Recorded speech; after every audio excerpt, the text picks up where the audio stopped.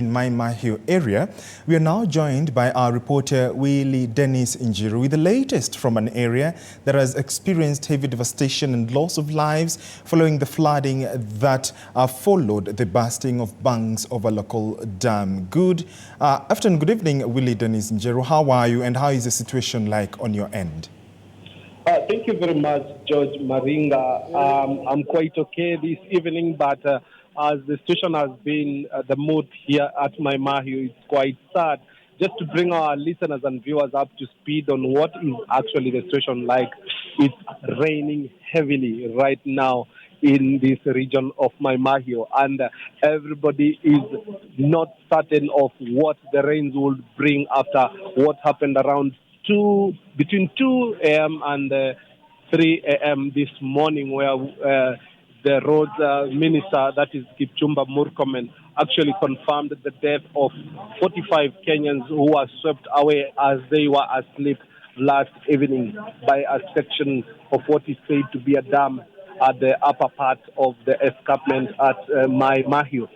The Deputy President also has been here to console with the families of the affected families, and they have actually promised that in subsequent they are going to be supplying food and other essentials to make life bearable. And you remember, all these people, most of those people who resided on that area actually lived in their own premises. Nonetheless, we had a section of the place having a rental apartment, but most of those people cannot locate their loved ones. And the Red Cross has already set up a center where people may come and report their missing persons, so that this may be established from the mortuary or the hospitals, and then they could be able to tally their figures to ascertain that if any member of this area that was affected is actually missing or is around as and of now. Mariga, it has been quite a great day where the regional office of the Red Cross, and that is the administration, and you've seen there the national government taking initiatives to get here, and together with the county government also, where the county governor Susan Kiheka was also here with the road minister to try and alleviate suffering by donations that is in actually handy and has been promised to be delivered here before it is dark. Now, just to recap on what the minister said, he was very categorical on what we have already seen on our social platforms, where we have seen flooded roads or places where we are well conversant of, but are flooded, and no one is certain if the roads have actually caved in.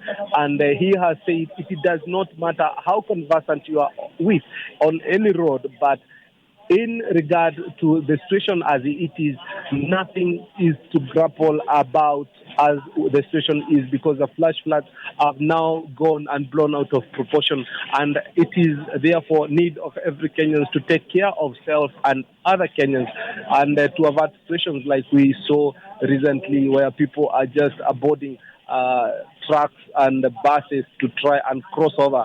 And he adds on this, I part and quote, "Your home is not running away from you, or at any moment you wait for the rain to subside, and then you will get home safe and sound, other than taking risks and you end up losing life, and those young ones who depend on you, and the family members, the extended family members, are left to suffer because of just a small fault, not making appropriate decisions on and such time as it is."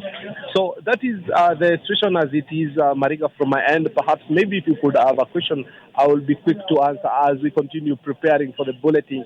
And my colleague also, William Moige, is also going to be painting a picture on another dimension. We paint a picture on another dimension, just to ensure that our viewers, wherever they are well painted with the situation as it is, and we could take caution on the situation on ground. Back to you, Mariga. Thank you very much, Willy Dennis, for that very comprehensive report on that incident, especially in Naivasha, Mai Mahiu specifically, and we shall be looking forward to more details.